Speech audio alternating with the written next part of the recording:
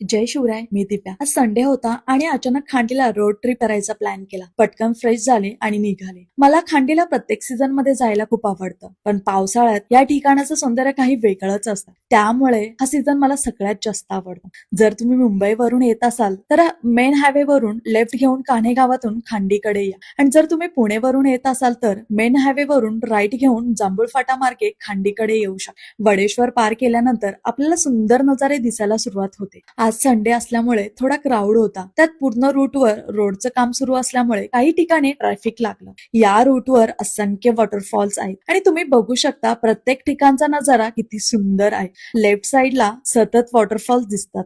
फक्त एकच प्रॉब्लेम आहे, रस्ते खराब आहेत. पण तरीही रोड ट्रिप साठी हा रूट माझ्या मते एकदम बेस्ट आहे.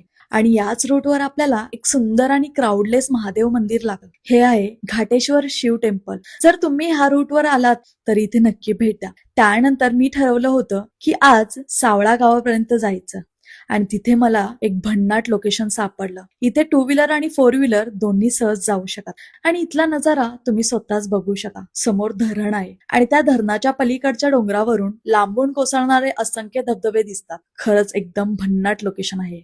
थोडा वेळ एन्जॉय करून मी परतीच्या प्रवासाला निघाले. परत येतानाही वाट्यातले सुंदर वॉटरफॉल्स पाहत प्रवास सुरू झाला.